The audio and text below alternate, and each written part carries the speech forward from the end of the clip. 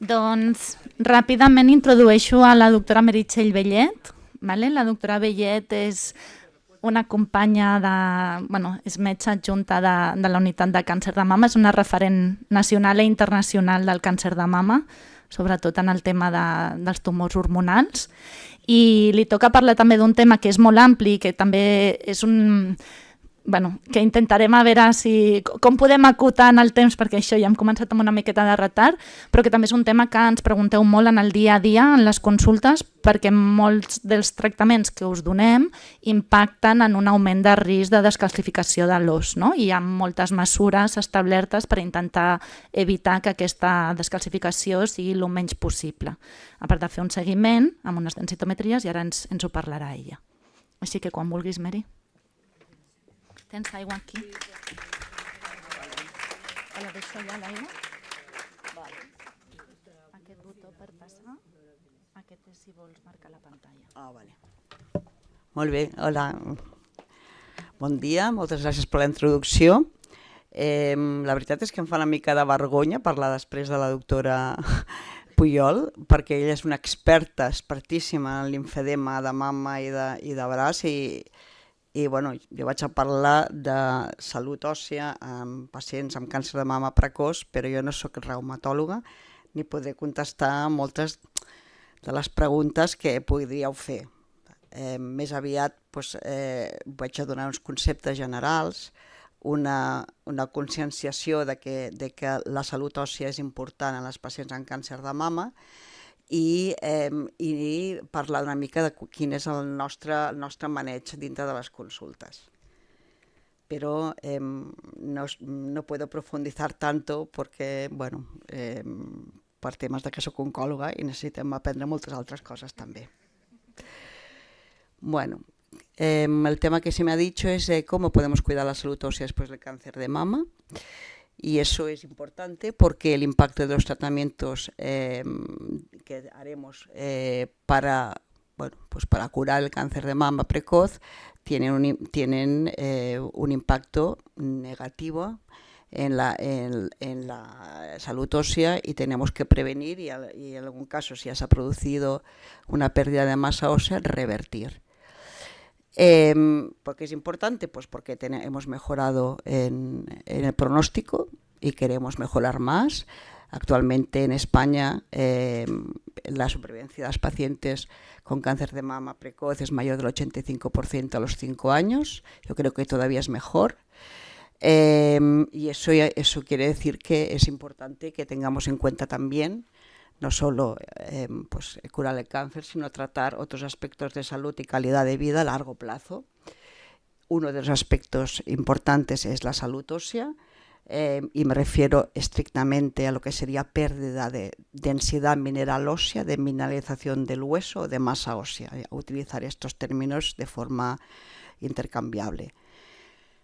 Y realmente los tratamientos para el cáncer de mama pueden afectar esta salud ósea y aumentar el riesgo de fragilidad del hueso, y llevando lo que conocemos como osteopenia o osteoporosis. ¿Y por qué es importante la salud ósea? Porque la pérdida de masa ósea es, en principio, incluso cuando llega a ser profunda, es inicialmente un trastorno silencioso que no da síntomas, pero a la larga acaba dando fracturas o un dolor crónico en la espalda por microfracturas o un dolor agudo por una fractura más importante, y lleva a una pérdida de autonomía que debemos evitar.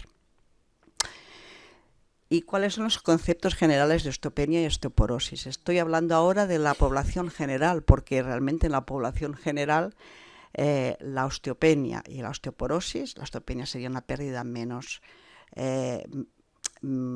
severa de masa ósea. Con respecto a la osteoporosis, pues es algo que sucede muy a menudo, es muy prevalente en la mujer posmenopáusica. Y para entender un poco cuál es la estructura del hueso, deciros que está formado por células y por una parte, digamos, de la arquitectura del hueso, formada básicamente por proteínas. Entre las células distinguiríamos dos tipos de células: los que forman hueso, que son los osteoblastos, y los que destruyen el hueso, que son los osteoclastos. Más que destruir, porque esto es un proceso, destruir parece algo muy negativo, lo que hacen es de alguna manera remodelar el hueso, y son las células que hablamos de resorción ósea, cuando en términos apropiados sería este el término. ¿De acuerdo? Estos son estas células se encargan de establecer un equilibrio y una buena funcionalidad del hueso.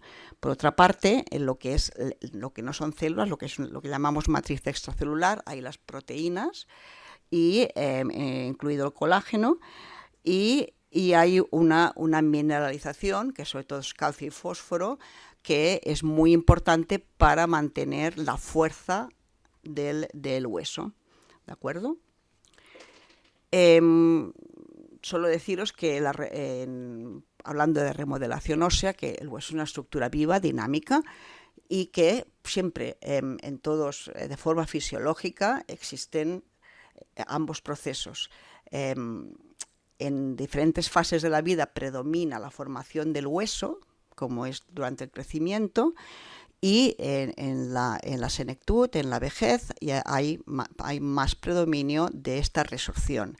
Pero en el hueso, por microtraumatismos, etcétera, siempre hay pequeñas grietas, etcétera, que necesitan curarse, y ahí es cuando actúan los osteoclastos, que destruyen este hueso porque ya no es fisiológico, y después atraen, enviando señales, moléculas que dicen vente osteoblasto, pues acuden los osteoblastos y rellenan agujero con una matriz nueva que después se calcifica y queda todo perfectamente reestructurado. Realmente el hueso, aunque es una estructura dura, pues tiene toda esa vitalidad y esa capacidad de renovación. ¿Cuál es la evolución de la mama ósea según la edad y el sexo? Todos sabemos que a medida que nos hacemos más mayores nos vamos encogiéndonos y va perdiendo altura. Eso es debido a,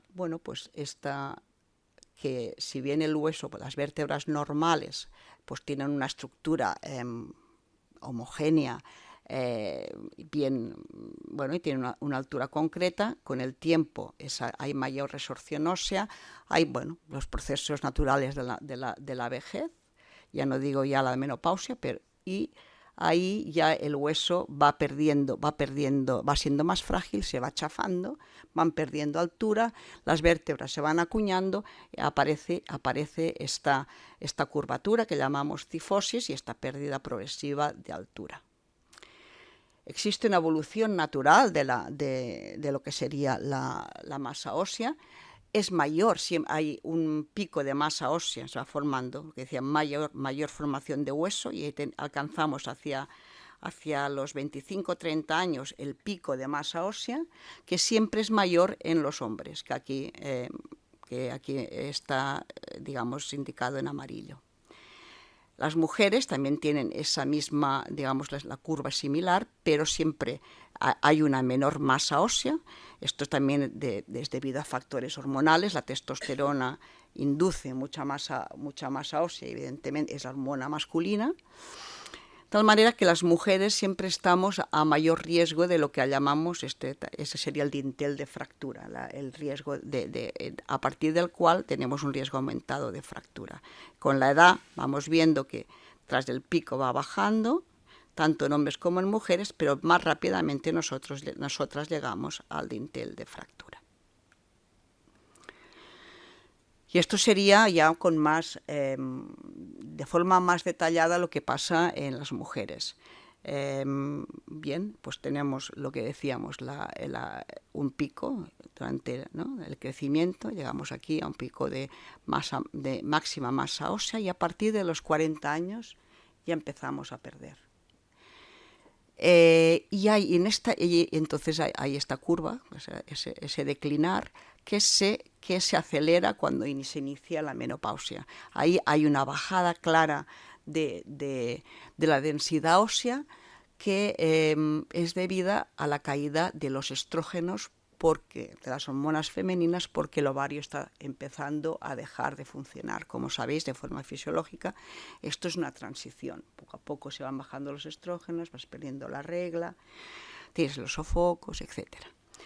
Pues bien, ahí esto es algo en una fase en la que hay, en la menopausia, en la que hay una pérdida anual normal de entre el 1 y el 2% de cada año.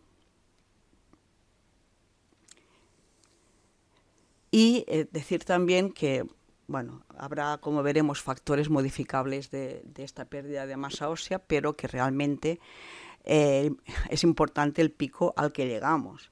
Y ese pico está genéticamente determinado, ¿de acuerdo? De tal manera que si tenemos antecedentes de familiares con osteoporosis, tenemos más riesgo de que nosotras tengamos osteoporosis. ¿Cuál es la definición de esto? Pues la OMS lo dice claramente, es una situación de baja masa ósea, hay un deterioro de la microarquitectura del tejido óseo, que supone un aumento de la fragilidad del hueso y por tanto del riesgo de fractura. Se diagnostica por la densitometría ósea, que creo que la mayoría de vosotros habéis hecho alguna, y lo veremos con más claridad, pero bueno, de alguna manera nos da una puntuación que llamamos T-score, que tiene que ver con la masa ósea normal en una población similar de la misma edad y del mismo sexo. Y de tal manera que si nos da un score entre -1 y menos 2.5, estamos hablando de osteopenia, de una pérdida de masa ósea limitada, pero existente, y ya hablamos de osteoporosis cuando el T-score es menor de 2.5. Y esto es una definición ya muy antigua, generalizada, que determinó la OMS. Para deciros también otra cosa, existen dos tipos de hueso: el hueso cortical, que es lo que rodea, por ejemplo, en el fémur, ¿no? Si hiciéramos un corte, en medio veríamos como unas trabéculas. Esto es la parte central, es el hueso esponjoso, donde también además hay las células que forman las células de la sangre, los progenitores de la sangre, y una parte cortical que es más dura, ¿de acuerdo? Y en ese sentido, bueno, esto sería una imagen de un hueso, normal, y cómo cuando existe osteopenia, osteoporosis, cómo se está afectando la capa cortical. También puede afectarse, pero sobre todo en el hueso, en lo que es la menopausia, se afecta la parte trabecular, la parte del hueso esponjoso.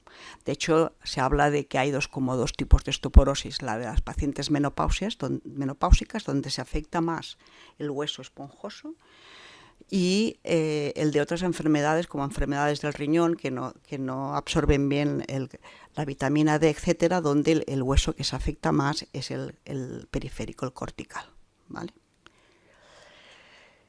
La prevalencia de osteoporosis en España en la población general, bueno, la verdad es que los datos que he encontrado son de un estudio realizado durante el año 2019. Se calcula que hay 3 millones de personas en España con osteoporosis, el 79% de las cuales son mujeres. Supondría un 5,4% de la población española. Se habla en este estudio de que en las personas mayores de 50 años hay osteoporosis. No estoy hablando de osteopenia, estoy hablando de osteoporosis, ya de una pérdida severa. Se trataría de un 22,6% de mujeres, y bueno, como estos estudios se hacen también en relación con el coste sanitario que esto provoca, pues que esas fracturas representan casi el 4% del presupuesto sanitario. O sea que realmente ya no es solo una cosa propia de lo que sería las pacientes con cáncer de mama, sino que hasta cierto punto la osteopenia es algo bastante fisiológico, tanto por la edad, por el envejecimiento, como por la menopausia. Otra cosa es que realmente, posiblemente, esto está infraestimado, porque en el ámbito de salud público no hay una estructura clara de densitometrías. Sí que es verdad que en el ámbito privado en ginecología privada, etcétera, sí se hacen densitometrías y se tiene una percepción más clara del problema, pero no en el ámbito público. ¿Qué factores de riesgo hay para la osteoporosis en general que no podemos modificar? No podemos modificar envejecer. Somos mujeres, eso en principio no lo modificamos, aunque bueno, siempre podría pasar. Un bajo índice de masa corporal es un factor de riesgo. Mujeres que siempre han sido menuditas y delgaditas tienen mayor riesgo. La raza caucásica, bueno, muchas de nosotras pues somos caucásicas, tiene más riesgo que otras razas. La historia familiar de fractura, como os he dicho, también es importante porque tiene un impacto en el pico de masa ósea del que partimos. La artritis reumatoide está relacionada con ello. No podría decir exactamente por qué, si es por la propia enfermedad o por el tratamiento con corticoides asociado que muchas de las pacientes llevan, y también enfermedades neurológicas. Cuando digo enfermedades neurológicas quiero decir que parece que es necesario tener una buena ergonomía, una buena posición para que se mineralice el hueso. Y si hay pacientes con problemas de movilidad, etcétera, ahí ya el depósito de la mineralización del hueso ya queda comprometida de base. ¿Y cuáles son los factores de riesgo modificables, que son los más interesantes para lo que estamos hablando? ¿Qué podemos hacer? Bueno, de entrada las hormonas sexuales, bajos niveles de estrógenos y testosterona, pues realmente pues son críticos en eso y son la base del tratamiento hormonal para el cáncer de mama y también para el cáncer de próstata. Bajos niveles de calcio y vitamina D, ahí sí podemos incidir. El sedentarismo, la falta de actividad física, una ingesta excesiva de alcohol. Ya aprovecho para decir que no solo para esto, sino incluso para la recurrencia del cáncer de mama y para el diagnóstico de otros tipos de cáncer, no hay una dosis mínima de alcohol en la que podamos decir que no aumenta el riesgo de un cáncer de mama. Y de ahí lo dejo. El tabaquismo, otro factor de riesgo para cualquier tipo de cáncer. Realmente para el cáncer de mama no se había relacionado mucho, pero sí parece, últimamente se está hablando de que también aumenta el riesgo. Y en particular para lo que es la estructura del hueso, pues también tiene un componente negativo. Es verdad que el tabaquismo además puede dar una menopausia prematura. Se relaciona con y eso también puede incidir. Después hay problemas de tiroides, que no voy a entrar, de hipertiroidismo y hiperparatiroidismo, que son frecuentes en las pacientes con cáncer de mama. Hay una asociación, no sé si por disruptores endocrinos, etcétera, pero no es infrecuente. Y eso también puede tratarse. Y después hay trastornos digestivos que dificultan una nutrición adecuada y como mala absorción, etcétera, y que se podrían tratar y mejorar. Y por último, un tratamiento continuado con corticoides, que bueno, es algo que pasa en determinadas enfermedades. Los anglosajones, que tienen acrónimos para todo, tienen un recordatorio que se llama ACCES, que quiere decir el uso de alcohol, corticoides, calcio bajo, estrógeno, smoking, fumar, y sedentarismo como factores esenciales modificables del riesgo de osteoporosis. ACCES, para si también os sirve para recordarlo. Claro, aquí también estamos hablando de bajos estrógenos, en particular cuando hablaremos de pacientes con cáncer de mama. Otros factores que también se han relacionado, al menos me lo comentó un reumatólogo muy experto, no he mirado mucho en la literatura, que me dijo que más de 3 cafés al día también bajan la densidad mineral ósea, con que para quien se sienta, digamos, implicada, pues también es así. Nosotros los oncólogos tomamos café para mantenernos tal, pues digamos. y tendríamos que considerarlo. Y a veces lo empiezo a pensar ahora que ya tengo una cierta edad. Pienso, bueno, ya te has tomado 3 cafés, no hace falta. Bueno, hemos dicho que al inicio la osteoporosis es una enfermedad silenciosa, hasta que pasan las fracturas, hasta que pasa todo esto que ya hemos explicado. Deciros que hay tres tipos de fracturas típicamente osteoporóticas, que son la fractura de cadera, la fractura de coles, esta que del radio y el cúbito, que cuando te caes te apoyas, pones la mano y te rompes y te queda, a veces te operan, a veces no, y te queda un brazo a veces un poco deformado, que es el brazo de bayoneta, que esto lo aprendemos en la facultad. La fractura de cadera, ya sabéis que es muy mórbida, da muchos problemas. En el pasado esto vamos cambiando.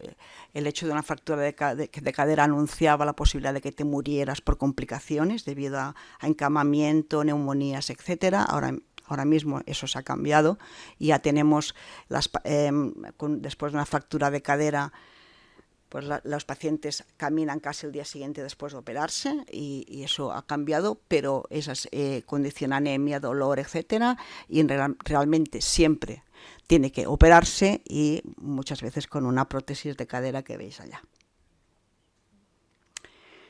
La fractura de coles, esta que hablábamos de apoyar el brazo, el radio del cúbito, y cómo bueno, pues también es una fractura típica de la osteoporosis. Tengo 2 diapos para que os recordéis.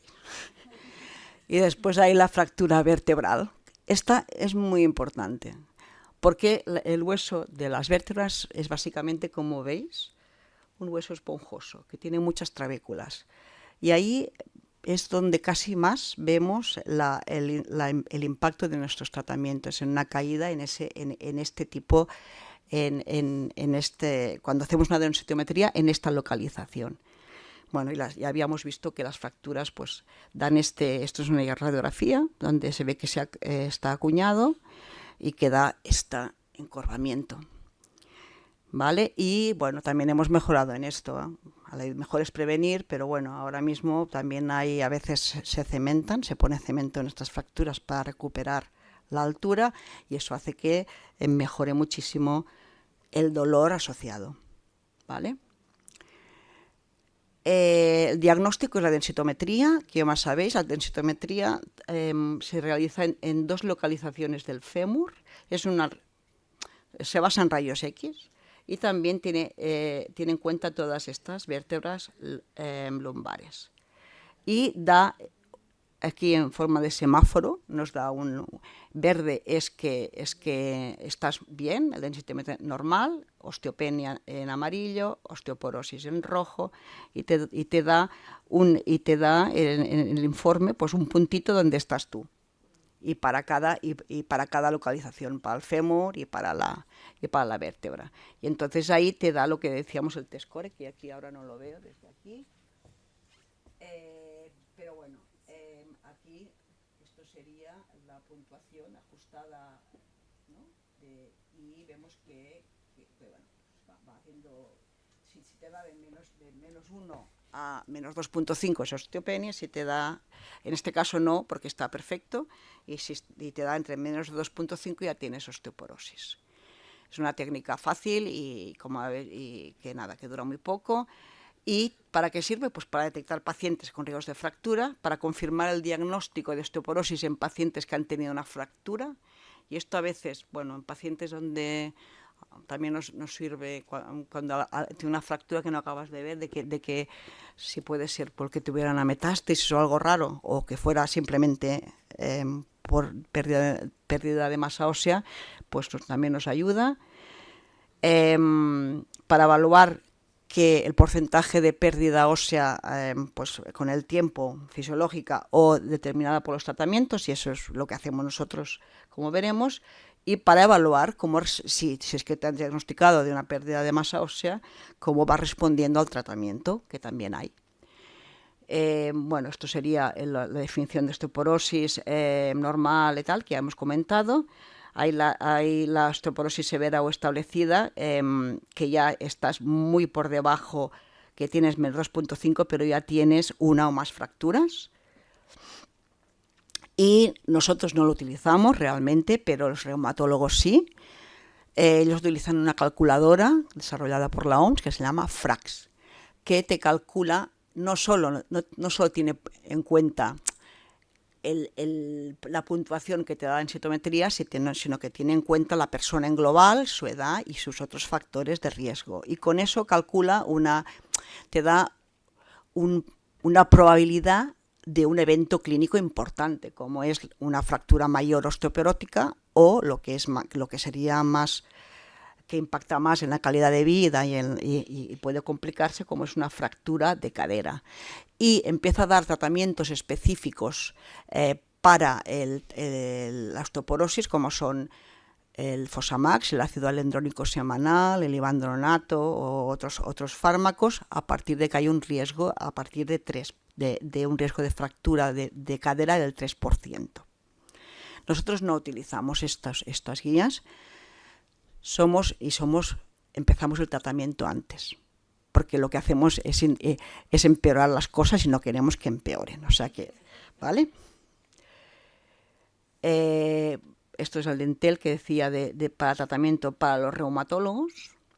¿Y qué pasa ahora ya en las pacientes con cáncer de mama? Hasta ahora he hablado en general de la población general. Bueno, pues que los tratamientos aumentan el riesgo. ¿Por qué?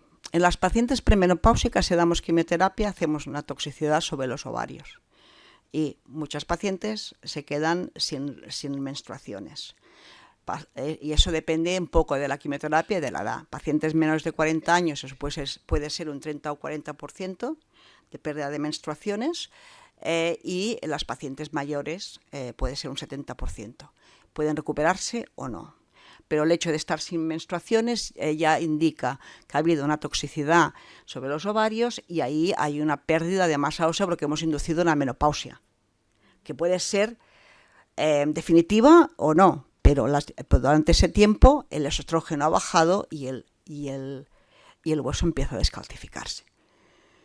Y evidentemente los tratamientos hormonales, que pueden ser, que sobre todo los que bajan los estrógenos, porque tenemos el tamoxifeno que compite con los estrógenos, pero lo que realmente impacta mucho es que tengamos tratamientos como los inhibidores de aromatasa en pacientes postmenopáusicas o los inhibidores de la aromatasa con supresión de la función ovárica, con decapeptil, con Zoladex, etcétera, que entonces sí que baja mucho los niveles de estrógeno desde un rango de 200 a 1. Si tuviéramos una técnica sensible para medirlo. Hay muchos datos inconsistentes y, como ya te os digo, yo no me dedico especialmente a esto, pero lo que he visto en una revisión rápida me ha gustado este estudio que se llama BOSS, que es una serie con 700 pacientes que se publicó en el 2018, pero eso no ha cambiado mucho desde entonces, en el que tiene una serie de pacientes de un registro de cáncer familiar y contiene familiares sanos, y compara pacientes con cáncer de mama con familiares o otras personas que de la misma edad y sexo.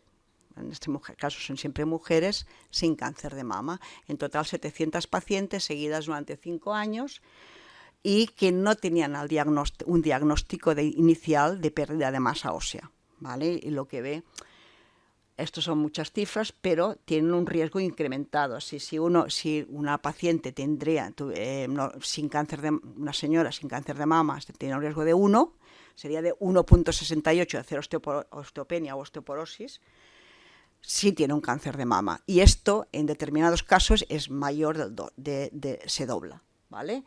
El impacto de esa caída de masa ósea es mayor en los 2 primeros años desde el diagnóstico. Es mayor en las pacientes menores de 50 años, en pacientes con tratamientos con los inhibidores de aromatasa, estos que bajan los estrógenos, pacientes con quimioterapia previa y cualquier tratamiento hormonal, y no lo veía con tamoxifeno solo, ¿vale? Que es la otra hormona que utilizamos habitualmente. ¿Y por qué pasa esto? ¿Qué es lo que pasa? Pues que normalmente existe un equilibrio entre estas células que forman hueso y destruyen hueso entre los osteoclastos y los osteoblastos. Pero los estrógenos claramente inhiben estas células destructoras o resortivas. Y cuando los sacamos, cuando salen del mapa, ya sea de forma natural o de forma inducida, como con los tratamientos de cáncer de mama, el hueso empieza a descalcificarse rápidamente porque los osteoclastos ya no están inhibidos y hay un desequilibrio, ¿vale? Eso pasa de forma fisiológica en la menopausia y pasa aún más aceleradamente cuando ponemos tratamientos que bajan los estrógenos. Ya en concreto, ¿cómo impacta cada uno de los tratamientos que hacemos? El tamoxifeno, que utilizamos mucho en pacientes premenopáusicas, a veces también en pacientes, ahora mismo lo estamos utilizando mucho, también en pacientes con cierto riesgo, en pacientes con cáncer de mama, el receptor hormonal positivo, evidentemente, que están próximos a la menopausia, pero todavía no allí, a lo mejor 2 años de tratamiento con tamoxifeno, y después cuando ya creemos que está menopáusica la paciente, que no es tan fácil en este sentido, pues ponemos el inhibidor de la aromatasa. ¿Vale? Pues ¿qué pasa? Bueno, pues en las pacientes premenopáusicas con menstruación, pues ayuda, porque el tamoxifeno es un tratamiento muy especial, que funciona como si fuera un estrógeno para ciertos tejidos y un antiestrógeno para otros. Para la mama es antiestrógeno, que es lo que nos conviene, pero a nivel del hueso, en pacientes premenopáusicas actúa un poco antagonizando, y en cambio en pacientes post actúa ayudando a la mineralización ósea. O sea que eso depende del contexto. Y en pacientes con menstruaciones, que por tanto están premenopáusicas, pierden un poco de hueso, no es nada relevante, no nos hemos de preocupar. En las pacientes sin menstruaciones, ya sea por una quimioterapia previa o ya sea porque estamos poniendo inyecciones para dejarlas menopáusicas, ya sea con tamoxifeno, vemos que hay una cierta ganancia de tratamiento, o al menos no hay en pacientes con inyecciones y tamoxifeno, no hay una pérdida de masa ósea mucho mayor que con tamoxifeno. O sea que también ahí no hemos de estar muy preocupados. En pacientes posmenopáusicas hay una ganancia de masa ósea leve, no tanto como le daría un tratamiento específico como sería pues el Fosamax semanal, el Enerato semanal o otros fármacos específicos para recuperar masa ósea. Y en las pacientes con inhibidores de la aromatasa, ¿no? Ya sabéis, letrozol, anastrozol o exemestane, podemos tener pacientes premenopáusicas, ahí siempre tenemos que utilizar un método de supresión de la función ovárica como son el Zoladex o el Decapeptil, porque si no, no funcionan. Y aquí tenemos ventajas, que la edad es más joven. Estamos en un pico más cerca del pico de masa ósea, la densitometría es mejor. Entonces, bueno, ahí sí que es verdad que hay una pérdida muy acelerada de masa ósea en los 2 primeros años. Pensad que si habíamos dicho que si inducimos una menopausia o una menopausia perdemos 1 o 2%, aquí podemos perder un 9% anual. Eso es una buena pérdida. Lo que pasa es que muchas veces llegamos a scores, a puntuaciones que sí que hay pérdida de masa ósea, pero no son de -2 ni de -2.5, ¿vale? O sea que ahí el riesgo de fractura es bajo, ¿vale? Y ahí hemos de ver yo participé en un estudio clínico hace muchos años que se llamaba SOFT y que demostró que para ciertas mujeres es mejor suprimir la función ovárica y dar inhibidores de la aromatasa en pacientes premenopáusicas, y te decía que habías de poner tratamiento con bifosfonatos, o sea, con alendrónico, que había fármacos específicos cuando tuvieras un T-score de -1.5, que eso es una osteopenia muy leve, con un riesgo de fractura muy, muy, muy bajo. Ahí ahí la verdad es que esto no lo solemos hacer porque nos parece exagerado, es poner tratamientos, tampoco a veces Habrá algunas pacientes que quieran embarazarse, no sabemos, esto no se ha estudiado muy bien el efecto de ciertos fármacos que se acumulan en el hueso sobre un embarazo posterior, al menos todavía no he visto a alguien que me lo explicara claramente, y entonces somos más restrictivos en ponerlo. No quiere decir que no nos preocupe, pero mejor ir a por maniobras no farmacológicas o mejorar el estilo de vida que poner fármacos de entrada. Y las pacientes posmenopáusicas, claro, son menopáusicas, ya parten de una peor densitometría basal y tienen un mayor riesgo de fractura cuando ya añadimos los inhibidores de la aromatasa, aunque sí tengo que decir que el riesgo es bajo.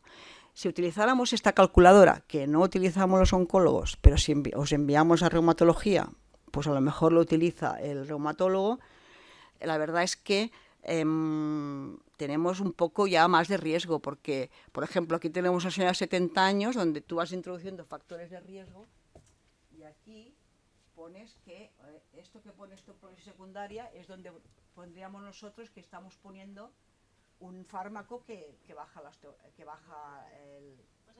Porque si no, no se escucha vale. la grabación. 3 minutos, vale. Pues nada. Pues ahí lo que vemos es que, bueno, sí, que nos dicen que si tuviéramos que hacer caso a los reumatólogos, que no lo hacemos. Esto sale en YouTube, ¿no? Vale. Pues estaríamos más cerca del riesgo de fractura, porque de la cadera, aquí nos salía un 2,9%, pero es que pensamos que nos estamos infraestimando mucho. Entonces nosotros ya ahí, pues no lo hemos pensado, ya hemos empezado un tratamiento con calcio, vitamina D y muchas veces con Fosamax o alendrónico para cada semana, o bien ibandronato una vez al mes, o bien en algunos pacientes que no lo toleraran, pues ponemos ácido zoledrónico por la vena cada 6 meses o una vez al año incluso, ¿vale? O sea que nosotros hacemos esto, ¿vale? Esto en las pacientes posmenopáusicas. En las pacientes premenopáusicas ya os digo que no lo tenemos tan claro y que esperamos a que tengan unos scores más y potenciamos más otros factores saludables. Bueno, es decir, solo que si estás... Esto es una gráfica para deciros que, bueno, claro, si eres posmenopáusico, los estudios lo que ven es que cuando estás con tamoxifeno te aumenta la densidad mineral ósea, y si cambias después a un inhibidor de la aromatasa hace brum, brum, y cae la densidad mineral ósea, que también lo tenemos en cuenta, ¿vale? Pero al menos en este caso habríamos partido de una densidad mejor. Y aquí solo para decir, porque eso también son estudios hechos en pacientes posmenopáusicos que demuestran que hay un mayor riesgo de fractura con inhibidores de aromatasa, decir que el riesgo de fractura es bajo, ¿eh? Estamos hablando, en el peor de los casos, un 10%, ¿vale? Y yo, sinceramente, creo que hemos evolucionado bien, hemos mejorado, y que con esta concienciación del riesgo, con las densitometrías que hacemos y las maniobras que hacemos, no veo en este contexto de cáncer de mama precoz muchas fracturas, ¿vale? Las veo muy raramente. Y creo que sí, los oncólogos que hay por aquí me están diciendo que sí, que es verdad lo que estoy diciendo, ¿vale? O sea que vale, que lo que quiero decir es un mensaje de tranquilizador, es verdad, lo sabemos, baja la densidad mineral ósea, ya ponemos los medios, hacemos densitometrías al principio. No hace falta que sea el primer mes que empiezas, puede ser, pero al principio. Y después, según de dónde partes, puede ser que lo hagas al año o a los 2 años. Y una vez dices que ya pones todo el tratamiento, el calcio, la vitamina D, mira los niveles de vitamina D, han de estar suficientes, muy importante. Y es entonces cuando tiene que suplementarse con una buena pauta. Parece que es mejor dar hidroferol que no dar pequeñas dosis de vitamina D y tal. Esto sí que lo damos para absorber el calcio, pero para llenar los depósitos se necesita un tratamiento fuerte con hidroferol y poniendo bifosfonatos, es decir, estos agentes específicos que depositan el calcio que hemos en el hueso. Ahí, con esto, la verdad es que no estamos viendo fracturas, ¿vale? Y cuando dejemos el tratamiento hormonal habrá una recuperación. ¿vale? O sea que, bueno, pues esto. ¿Qué podemos hacer? Nutrición adecuada. He intentado llevarlos sé que hay una charla de nutrición y acabaré pronto, ya me están ahí dando, ¿vale? Estos serían los suplementos necesarios. El ejercicio físico, el mantenimiento de peso, es decir, es una cosa, el ejercicio físico es para que tiene muchos beneficios, ya lo sabemos, y tiene beneficios cardiovasculares, etcétera. Pero para que mejorar la densidad mineral ósea es uno de soporte de peso, ¿vale? Por ejemplo, la natación y el ciclismo son muy buenos desde el punto de vista cardiovascular, incluso o articular, pero para depositar hueso es mejor caminar, bailar, hacer tenis, digamos que en una postura más erguida, ¿de acuerdo? Evitar el tabaco, evitar el consumo, reducir el riesgo. Y bueno, ya si hay en personas mayores y tal, hay que tener en cuenta que evitar ya no solo la osteoporosis, sino las complicaciones, como es minimizar el riesgo de caídas, evitar sedantes por la noche, que favorezcan la caída, y alguna vez se ha utilizado protectores de cadera, pero bueno, esto en principio nosotros no lo vamos a pautar. Ya estoy acabando, Esther. Bueno, de mensajes. La pérdida de masa ósea es un problema de salud muy relevante en las mujeres posmenopáusicas, en las pacientes con cáncer de mama precoz. El riesgo de osteopenia y osteoporosis es todavía mayor, hasta por 2 veces. Y los hábitos de vida saludable y una nutrición rica en calcio y vitamina D pueden ayudar a prevenir o minimizar la pérdida de masa ósea. Y esto es para los oncólogos, o también, yo creo que también sería para los médicos de familia y para la población en general, debe implementarse densitometrías óseas para el diagnóstico precoz y optimizar los tratamientos. Y una palabra también para los pacientes hombres con cáncer de mama, que también existen. Ellos también pueden recibir tratamientos hormonales como tamoxifeno, que hay una cierta pérdida ósea, parten de un mayor pico y por tanto están menos a riesgo, pero pueden tener cierta pérdida con tamoxifeno. Y sobre todo si en algún caso se da tratamientos hormonales con inhibidor de la aromatasa y también estos fármacos, en este caso para inhibir la función testicular, ahí sí que hay una pérdida ósea muy importante y también tendrían que ser monitorizados y tratados precozmente. Y muchas gracias por atenderme.